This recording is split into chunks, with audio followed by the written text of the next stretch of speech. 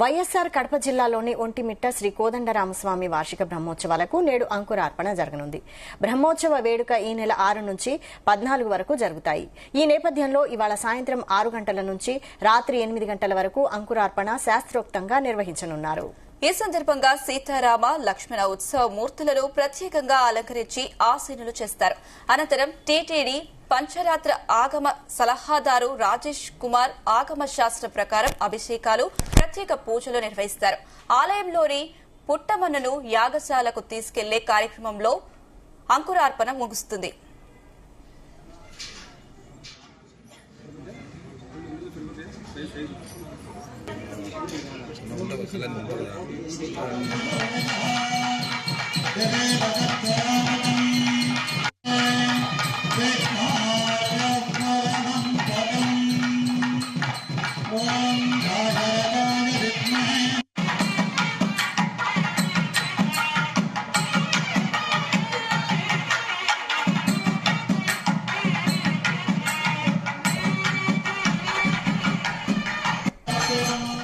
April 6న ధ్వజారోహణంతో Shri Kodandarama Swamy వారి బ్రహ్మోత్సవాలు ప్రారంభం కానున్నాయి.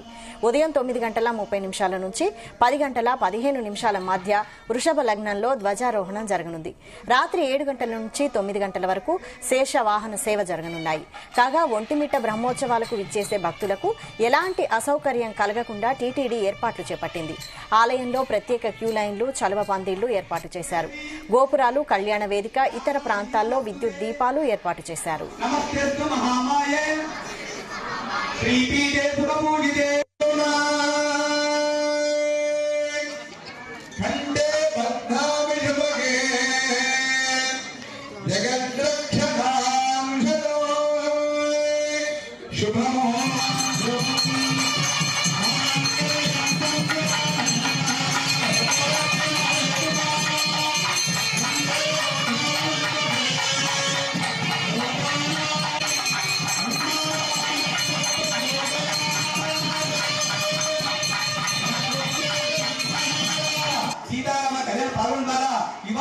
ఒంటిమిట్ట శ్రీరామచంద్ర స్వామి వారి కళ్యాణం రాత్రిపూట నిర్వహిస్తారు. చతుర్దశి నాటి రాత్రి వివాహ మహోత్సవం జరుగుతుంది. చైత్రుడు సీతారామ కళ్యాణాన్ని పరమానందంతో తిలకిస్తాడని పురాణ కథ చెబుతుంది.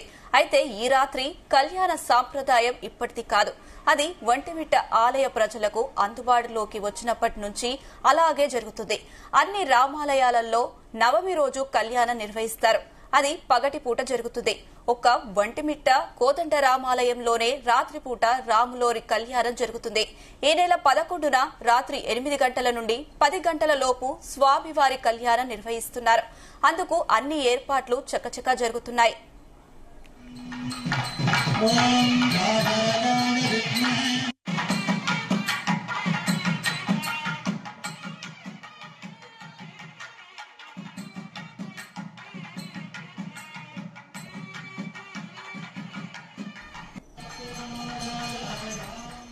ఆంధ్రప్రదేశ్ రాష్ట్ర విభజన తర్వాత ఒంటిమిట్ట రామాలయం టీటీడీలోకి విలీనమైంది.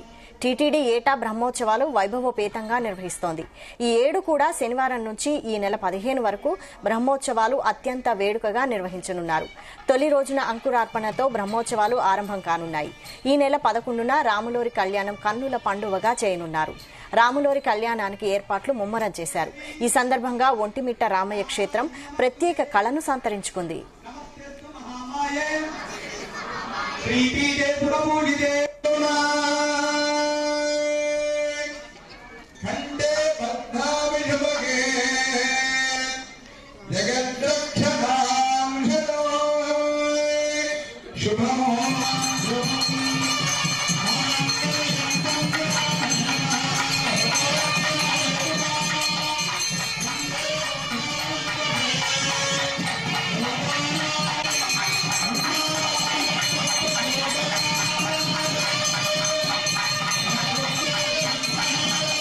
సీతారామ కళ్యాణ పాల్గొన ద్వారా వివాహము, సంతానాన్ని సంతానము, రుణ విముక్తి కలగడం.